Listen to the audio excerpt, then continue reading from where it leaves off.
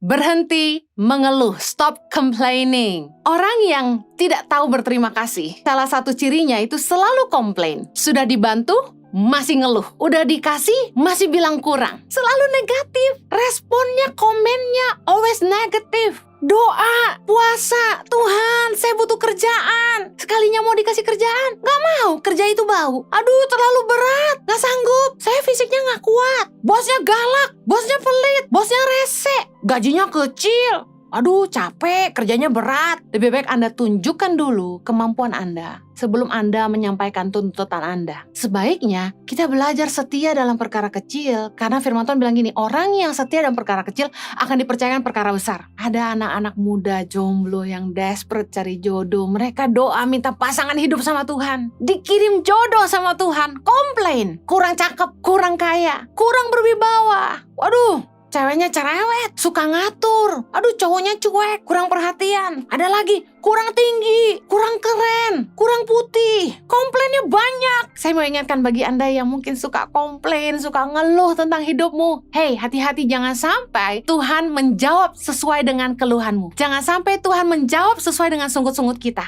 Hati-hati, jangan sampai gara-gara sungut-sungut kita, jangan sampai kita terlalu sering komplain sama Tuhan. Kita nggak masuk tanah perjanjian, kita nggak menuai janji Tuhan dalam hidup kita. Jadilah manusia yang tahu bersyukur. Saya tiap hari bilang thank you Lord. Itu kalimat pertama yang keluar dari mulut saya waktu saya bangun tidur. Well, Tuhan nggak jawab doa kita dengan standar kita. Tuhan jawab doa kita dengan standar Tuhan. Shalom saudara, hari ini saya akan menyampaikan firman Tuhan dengan tema berhenti mengeluh, stop complaining. Orang yang tidak tahu berterima kasih, salah satu cirinya itu selalu komplain. Sudah dibantu, masih ngeluh. Udah dikasih, masih bilang kurang. Tuhan itu jengkel sama bangsa Israel. Kita tahu dalam kejadian ketika bangsa Israel pergi dari tanah Mesir dipimpin oleh Musa, bangsa Israel terus mengeluh, terus komplain. Meskipun Tuhan selalu menyertai mereka dengan berbagai tanda yang ajaib. Tuhan telah mengeluarkan mereka dari penindasan di Mesir, menunjukkan perbuatan-perbuatannya yang ajaib di padang gurun, menyertai mereka dengan menyediakan burung puyuh, mana, tiang awan, tiang api, membelah laut merah, dan masih banyak lagi. Saya mau ajak Anda flashback sedikit tentang cerita bagaimana Tuhan membawa bangsa Israel keluar dari Mesir. Dalam Keluaran 13 ayat yang ke-21 dikatakan gini, Tuhan berjalan di depan mereka pada siang hari dalam tiang awan untuk menuntun mereka di jalan, dan pada waktu malam dalam tiang api untuk menerangi mereka, sehingga mereka dapat berjalan siang dan malam. Ajaib banget. Kita yang hidup hari ini, kita nggak ngalamin seperti yang bangsa Israel alamin. Bagaimana mereka bisa melihat Tuhan sendiri yang maha kuasa menyertai mereka di padang gurun dengan berjalan dalam rupa tiang awan dan tiang api. Dalam Keluaran 16 ayat yang ke-12, Aku telah mendengar sungut-sungut orang Israel. Katakanlah kepada mereka, pada waktu senja kamu akan makan daging, dan pada waktu pagi kamu akan kenyang makan roti. Maka kamu akan mengetahui bahwa akulah Tuhan Allahmu. Keren banget penyediaan Tuhan. Kalau kita suka bercanda dan bilang gini, duit gak jatuh dari langit, saya mau kasih tahu, penyediaan Tuhan untuk makan mereka sungguh-sungguh jatuh dari langit. Bangsa Israel kenyang dengan roti berupa mana, yang katanya dari embun di pagi hari, dan juga burung puyuh yang jadi daging di malam hari. Betapa kerennya penyertaan Tuhan, segitu ajaib dan luar biasanya. Mari kita lihat lagi dalam Yosua 4 ayat 23. Sebab Tuhan Allahmu telah mengeringkan di depan kamu air sungai Yordan, sampai kamu dapat menyeberang seperti yang telah dilakukan Tuhan Allahmu dengan laut Teberau yang telah dikeringkannya di depan kita, sampai kita dapat menyeberang, supaya semua bangsa di bumi tahu bahwa kuat tangan Tuhan, dan supaya mereka selalu taat kepada Tuhan Allahmu. Kalau ada orang yang gak percaya bahwa Tuhan itu ada, saya bingung, karena kejadian yang luar biasa ini, Tuhan yang maha kuasa, sang pencipta alam semesta, dia sendiri yang menyatakan dirinya dengan begitu hebatnya. di tengah-tengah bangsa Israel, Tuhan tidak hanya menjatuhkan burung puyuh sebagai makanan atau mengubah embun jadi roti bagi mereka. Tuhan juga berjalan di depan bangsa Israel sebagai tiang awan dan tiang api. Dan yang lebih dahsyat lagi, Tuhan membuat mujizat membelah laut merah menjadi permukaan yang kering untuk dilewati oleh bangsa ini. Dan bagaimana para serdadu Mesir, kemudian kereta kuda Firaun, semuanya mati di dalam terjangan ombak ketika laut itu menutup kembali. Betapa dahsyatnya Tuhan dan terlalu luar biasa. Betapa beruntungnya bangsa Israel, karena mereka melihat sendiri dan mereka ngalami Tuhan sedahsyat itu. Kita yang hari ini hidup, kita hanya bisa berdoa dan beriman. Meskipun saya yakin dalam hidup kita orang percaya, kita juga mengalami keajaiban-keajaiban Tuhan seperti saya sendiri. Bagaimana mungkin seorang Henny Kristianus, Yohanes Kristianus, kami hanya pendeta kecil, bisa dipercaya Tuhan kasih makan ribuan anak di Indonesia. Kalau bukan Tuhan itu siapa? Tapi saya mau katakan gini, bangsa Israel ini spesial banget. Mereka ngalamin Tuhan sungguh-sungguh dengan begitu hebatnya. Tapi berkali-kali mereka membuat Tuhan itu marah. Dalam Bilangan 11 ayat yang pertama, pada suatu kali bangsa itu bersungut-sungut di hadapan Tuhan tentang nasib buruk mereka. Dan ketika Tuhan mendengarnya, bangkitlah murkanya. Kemudian menyalahlah api Tuhan di antara mereka dan merajalela di tepi tempat perkemahan. Lalu berteriaklah bangsa itu kepada Musa dan Musa berdoa kepada Tuhan, maka padamlah api itu. Ada lagi dalam Bilangan 14 ayat yang ke-27. Berapa lama lagi umat yang jahat ini akan bersungut-sungut kepadaku? Segala sesuatu yang disungut-sungutkan orang Israel kepadaku telah kudengar. Tuhan tuh capek dengan keluhan, sungut-sungut, komplain dari bangsa Israel yang udah melihat begitu dahsyatnya penyertaan Tuhan, tapi tetap aja mereka komplain. Ini tadi saya bilang, orang yang tidak tahu berterima kasih, ciri-cirinya itu gini, selalu ngeluh meski udah dibantu, selalu komplain, ada aja yang kurang, selalu negatif, responnya, komennya always negatif. Bayangin, mereka bersungut-sungut di depan Tuhan tentang nasib buruk mereka. Bayangin, mereka nggak senang dengan keadaan di padang gurun, mungkin panas, saya kebayang ya. Dan yang lebih dahsyat gini, mereka mulai bosen sama makanan yang Tuhan kasih ke mereka. Mari kita lihat dalam Bilangan 21 ayat ke-5. Lalu mereka berkata-kata melawan Allah dan Musa. Mengapa kamu memimpin kami keluar dari Mesir? Supaya kami mati di padang gurun ini? Sebab di sini tidak ada roti dan tidak ada air, dan akan makanan hambar ini kami telah muak. Astaga. Ayat ke-6. Lalu Tuhan menyuruh ular-ular tedung ke antara bangsa itu yang memagut mereka, sehingga banyak dari orang Israel yang mati. Mari belajar sama-sama dari kesalahan bangsa Israel. Kita yang hidup hari ini, kita pasti ngarepin Tuhan tuh benar-benar menampakkan dirinya kepada kita. Lalu kita pikir kita akan jadi orang percaya yang lebih beriman. Kenyataannya bangsa Israel, mereka lihat penyertaan Tuhan segitu dahsyatnya, keajaiban Tuhan di depan mata, tetap aja ngeluh gak karu-karuan. Bahkan berani marah sama Musa dan kepada Tuhan, dan bilang muak sama makanan hambar. Jadi saya langsung ngebayang, oh roti mana itu berarti hambar. Iyalah ya, di padang gurun, burung puyuh jatuh mereka bakar, mungkin gak ada garam, gak ada lada gitu kan. Tapi bisa makan daging tiap hari tuh apa gak luar biasa? Mereka ngeluh dan ngeluh, mereka bersungut-sungut. Dan berkali-kali mereka bikin Tuhan jengkel dan marah sama mereka. Saya mau kasih tahu, bukankah kita juga seringkali bersungut-sungut sama Tuhan? Kita ngomel sama Tuhan, kita ngeluh tentang hidup kita. Kita gak mengucap syukur. Dan ketahuilah bahwa Tuhan tuh gak suka dengar sungut-sungut kita. Tuhan tuh gak suka dengar kita tuh ngeluh. Karena itu berhentilah mengeluh. Stop complaining. Jangan suka bilang, aduh nasib buruk, aduh hidup gue susah. Berhenti mengeluh. Jangan mulai komplain tentang apa yang kita gak bisa miliki. Tapi mari syukuri apa yang Tuhan sediakan hari ini. Mari belajar dari bangsa Israel. Mereka gak tahu berterima kasih. Mereka gak cuma sering mengeluh. Mereka malah kurang ajar sama Tuhan dan Musa.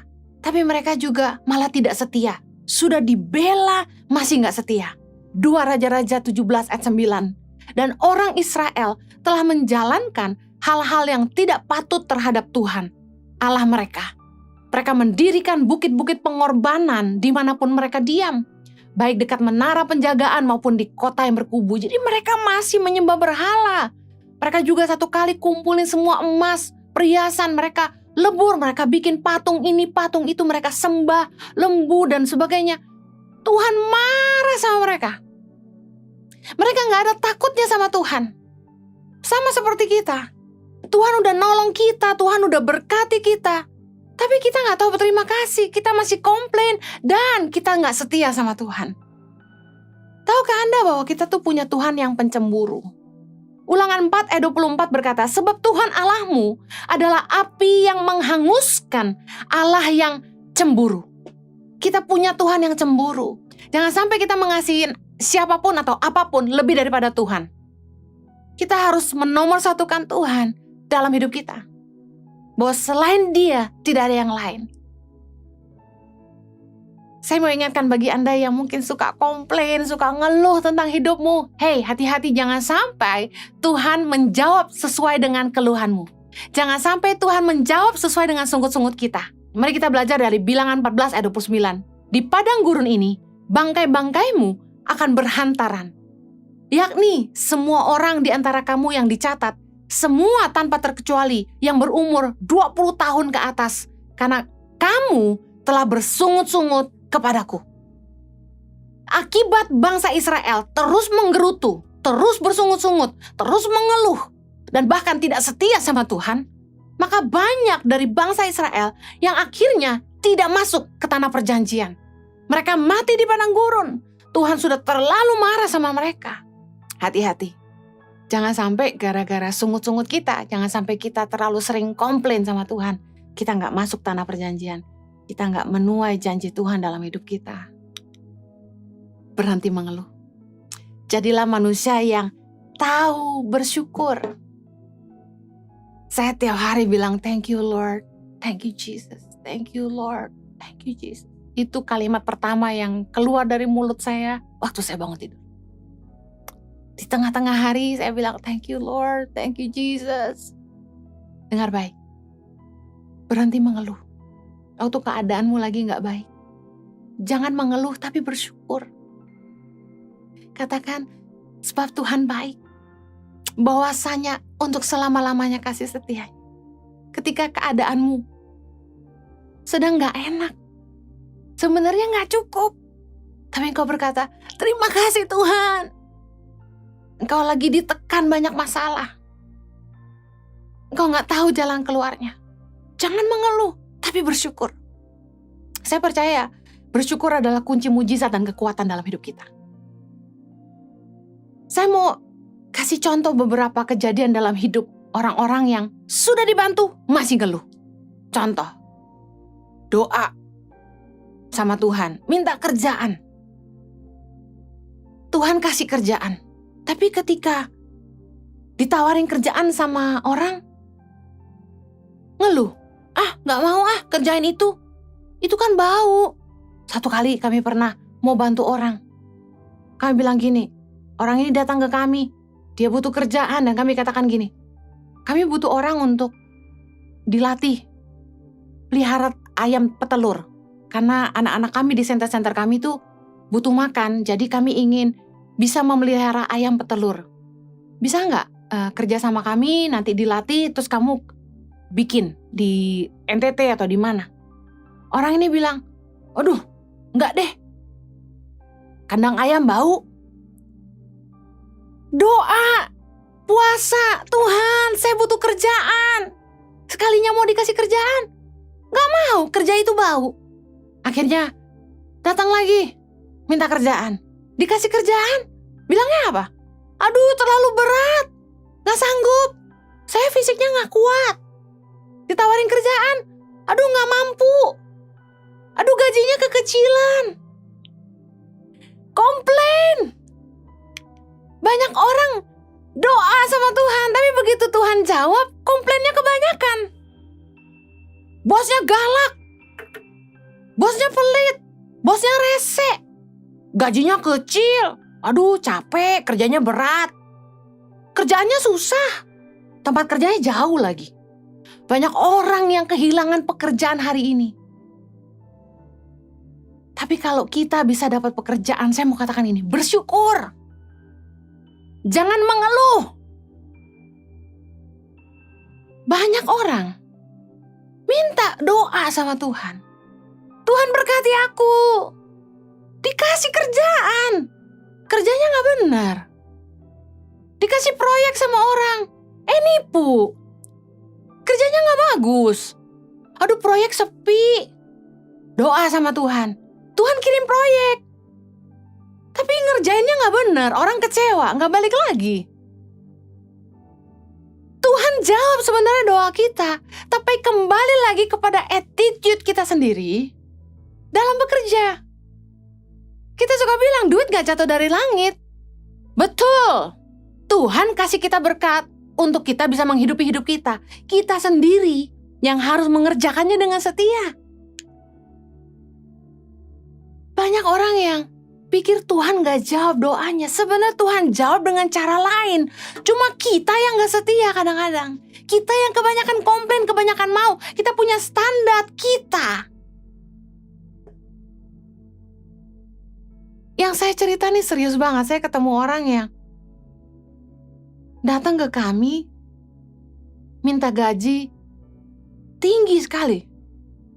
Saya mau kasih tahu gini, kalau Anda kerja di sebuah tempat, Anda boleh aja punya standar buat diri Anda, tapi saya kasih tahu, lebih baik Anda tunjukkan dulu kemampuan Anda sebelum Anda menyampaikan tuntutan Anda.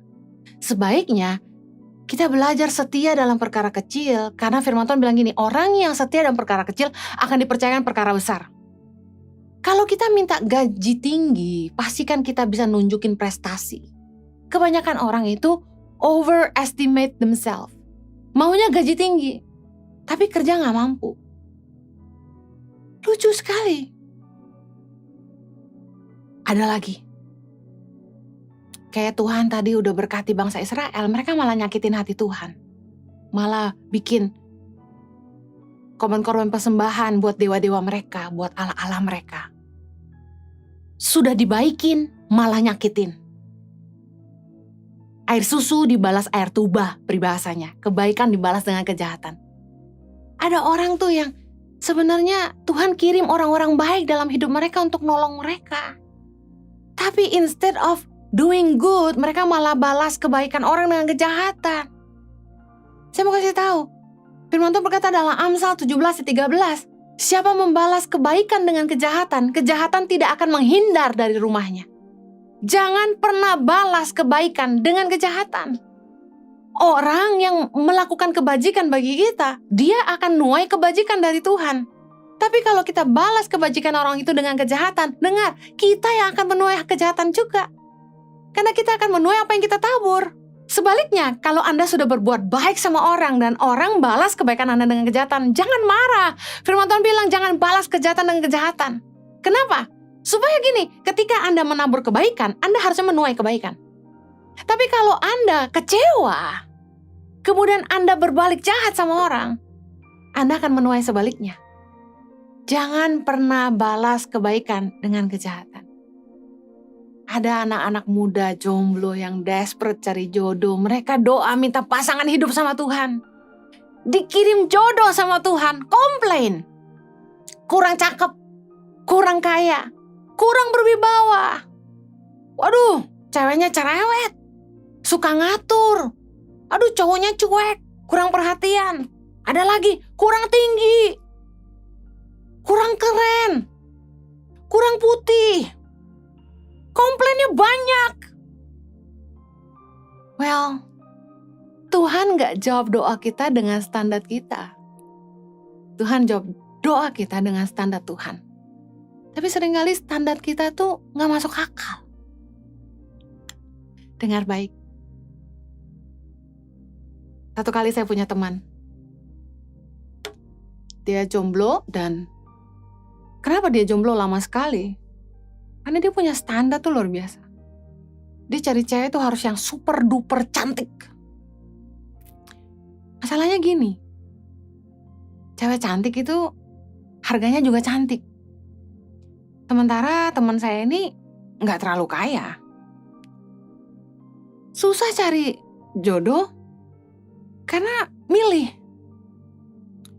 Satu kali dia dapet cewek yang cantik banget, tapi nggak bisa kerja. Udah tahu ceritanya kalau nikah cewek ini bakal ngandelin hidup dari dia. Sanggup berapa setiap bulannya? Kan gitu pertanyaannya. Tapi puji Tuhan akhirnya mereka nggak jadi nikah. Kemudian dia ketemu dengan seorang wanita nggak terlalu cantik, tapi baik. Dan luar biasa, mereka nikah. Dan cewek ini rajinnya minta ampun. Di masa sulit, di masa pandemi, di saat sang suami teman saya ini gak bisa menghasilkan, istrinya jadi pahlawan. Bukankah banyak wanita-wanita di masa pandemi ini jadi pahlawan yang menyelamatkan keluarganya? Saya bangga sama para wanita. Wanita-wanita hebat dan wanita-wanita kuat yang menjadi penopang suami, yang menyelamatkan rumah tangga, yang meskipun menghasilkan tapi gak membuat suaminya kecil hati. Wanita-wanita hebat Tuhan bangkitkan di masa-masa sulit ini. Istri teman saya ini yang akhirnya meskipun suaminya gak bisa menghasilkan, dia gak komplain. Dia kerja, suaminya bisa makan. Saya bilang, saya tarik satu pelajaran.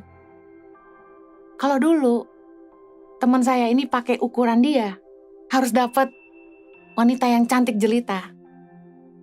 Sementara yang cantik-cantik itu gak mau kerja. Mau jadi rumah tangga, sosialita. Asal berani berapa gitu kan. Nah sementara yang akhirnya dia nikah ini gak terlalu cantik, tapi akhirnya menyelamatkan dia di masa sulit. Saya mau kasih tahu, standarnya Tuhan itu selalu lebih baik. Kita sebagai manusia yang selalu pakai mata, kita pakai ukuran kita. Sementara kita gak tahu apa yang sebenarnya yang terbaik buat kita. Kita itu cuma bisa lihat sejauh mata memandang, tapi Tuhan itu bisa melihat sampai akhir hidup kita. Jangan komplain dengan keadaanmu hari ini. Bukankah Tuhan sudah sangat-sangat baik dalam hidup kita? Jangan terus mengeluh untuk hal-hal yang kita mungkin gak bisa miliki. Syukuri apa yang kita bisa nikmati hari ini. Count your blessing. Jangan membandingkan hidup kita dengan orang lain. Oh enak ya. Enak tuh jadi istrinya dia, enak tuh jadi suaminya dia. No. Jangan bandingkan hidup kita dengan orang lain. Tiap orang punya berkatnya sendiri. Kalau kita bisa belajar mengucap syukur, kita akan bisa melihat apa yang sebenarnya Tuhan telah sediakan dalam hidup kita. Berhenti mengeluh. Waktu kita menghadapi masa-masa sulit, mudah sekali kita bilang, capek, susah. Tetapi saya mau ajak saudara, mari berhenti mengeluh dan mulai bersyukur. Pakai mulutmu untuk memuliakan Tuhan. Bawa korban syukurmu. Meskipun engkau sedih, tapi katakan terima kasih. Saya percaya Tuhan akan tergerak, Tuhan akan penuh belas kasihan kepada orang-orang yang selalu mengucap syukur. Tuhan berkati, mari kita berdoa. Bapa di sorga, kami bersyukur buat kebenaran firman-Mu. Kami gak mau jadi bangsa yang selalu bersungut-sungut, yang membuat Tuhan marah. Tuhan, kami bersyukur buat setiap keajaiban yang Tuhan sudah buat dalam hidup kami. Kami mau jadi orang yang tahu bersyukur, tahu berterima kasih.